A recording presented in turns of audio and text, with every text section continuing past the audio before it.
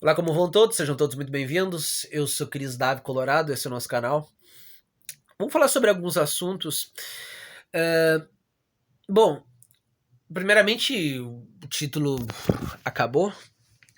Infelizmente, eu acredito que. eh, Óbvio que a gente nunca tem que culpar apenas um,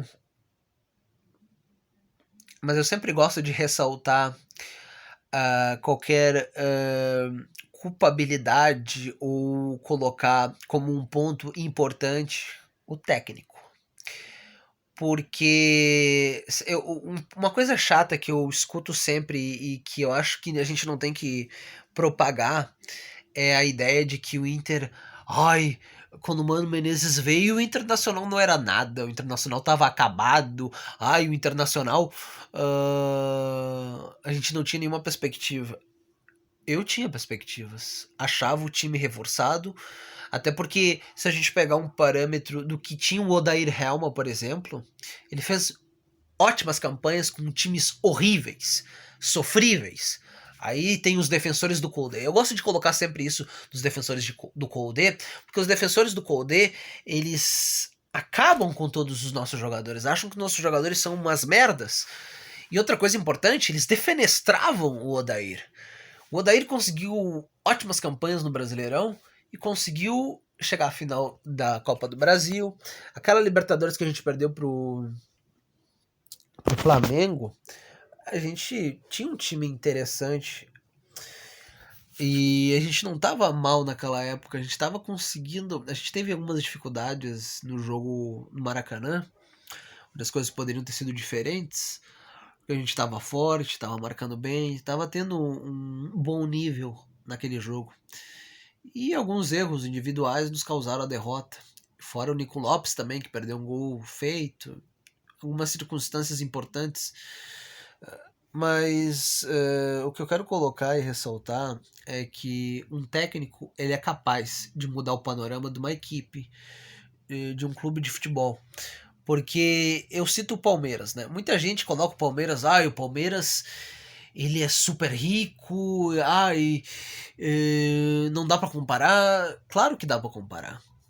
Porque uma coisa é quem tem dinheiro no Palmeiras, que é a Crefisa, outra coisa é o que eles aportam dentro do clube. Alguém que foi muito importante no Palmeiras foi o Alexandre Matos, que colocou vários desses jogadores dentro do clube. Só que esses jogadores não eram jogadores super renomados, destacados, que valiam milhões e que estavam fora do país. Eram destaques de equipes médias, de equipes pequenas, que foi colocando ali e que conseguiu formar algo interessante sempre com um ou dois grandiosíssimos jogadores, mas não era assim um super time. Mas aí a gente viu. Teve um primeiro momento com o Filipão, que era um jogo mais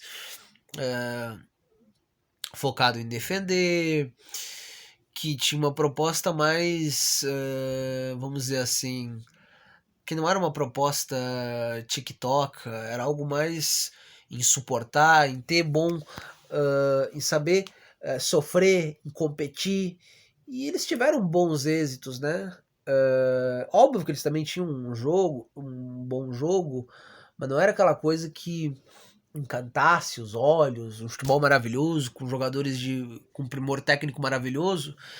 Só que o Filipão e o Abel Ferreira conseguiram melhorar o time. O Abel Ferreira fez algo maravilhoso, né? Porque eu me lembro do Palmeiras na época do Filipão, do Luxemburgo. Era um time horrível.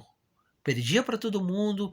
Eu me lembro deles no Brasileirão, que o Luxemburgo acho que pegou 6 jogos sem ganhar. Estavam lá embaixo. Só que veio o Abel Ferreira, um cara que estuda, um cara que em um mês já sabia mais da história do Palmeiras do que outros tantos caras, do que a maioria dos que lá estão. Um cara que estuda o adversário, um cara que num primeiro momento conseguiu construir algo com um Palmeiras bem forte, consolidado defensivamente, que quando recupera a bola sabe o que é bem treinado, que aproveita a bola parada, que outra coisa é os tantos jogadores que ele conseguiu potencializar. Porque o Scarpa era um jovem vindo do Fluminense. O, o Rafael Veiga, ele não era esse destaque que ele acabou sendo nas mãos do Abel Ferreira. Eu me lembro dele no Atlético Paranaense. E não tava um primor técnico que o Atlético Paranaense não queria ficar ele. Só a gente tem um parâmetro que, em determinado momento, o Palmeiras ofereceu 5 jogadores desses que brilharam no Palmeiras, por exemplo, o Rafael Veiga, o Scarpa, o Luiz Adriano, querendo ou não, ele ajudou a ganhar a Libertadores. Ele ofereceu um pacote de 5 jogadores pelo outro destaque deles lá, que eu não me lembro que tá no Havaí.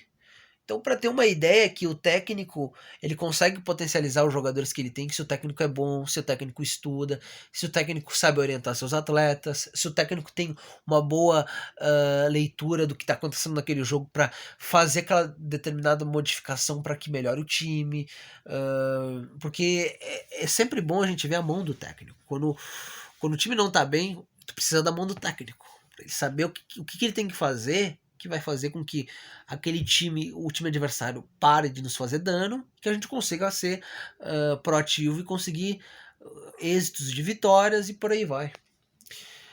Então, eu coloco que o Mano Menezes ele melhorou muitas coisas da nossa equipe, que é um jogo, a gente vê que tem um jogo, um toque-toque qualificado, é só a gente ver o gol contra o Santos, tic-tac interessante, o time tá indo mais pra frente, algo que eu cobrava muito, o time sabe se defender, tem uma defesa sólida, a gente tem muitas coisas boas que eu acho muito bom e gosto demais, mas eu espero que a futuro o Mano Menezes não se perca, saiba ler os jogos e que a gente consiga conseguir ter êxito e vencer, porque eu não me conformo com menos de que ganhar. Eu quero estar sempre ganhando. A derrota não pode fazer parte do nosso vocabulário. Por mais que eu saiba que o Mano ganhou muitos jogos no Brasileirão, mas a gente sabe também que existiram empates e derrotas que foram por causa do Mano Menezes. E esses empates e derrotas nos fariam estar colado ao Palmeiras. Fora na Sul-Americana, né? Que era pra gente ter ganhado. A gente perdeu por nossas deficiências mental e porque o técnico teve péssimas leituras e foi covarde no primeiro jogo na Venezuela. É bom sempre marcar isso. E também algo que me irrita no Mano Menezes é que ele cobrou que tinha que diminuir os jogadores. Quanto mais jogadores, mais técnica e mais concorrência para que possam fazer para que possa haver dentro do time uma competitividade forte, melhor. Mas vamos com tudo, né? Eu espero nada menos que, pelo menos no final desse Brasileirão, vitórias. Vitórias. Um bom jogo. Que a gente continue forte na defesa. Que a gente continue praticando esse futebol que está sendo vistoso. Só que o Mano Menezes pare também de chamar a equipe adversária. Porque em determinados momentos, a partir do segundo tempo, ele chama muito a equipe adversária e a gente acaba sofrendo muito. É algo que eu não gosto. Porque tu pode te defender com a bola. Eu acho que o mais foda é se defender com a bola. Tu pegar a bola e já dar de volta pro adversário é algo que tu dá vantagem pro adversário, porque o adversário vai seguir martelando e vai uma hora encontrar o gol. Mais ou menos isso, torcida. Estamos sempre junto. Espero um jogo forte contra o Flamengo, que a gente consiga desenvolver o nosso jogo e que a gente vença.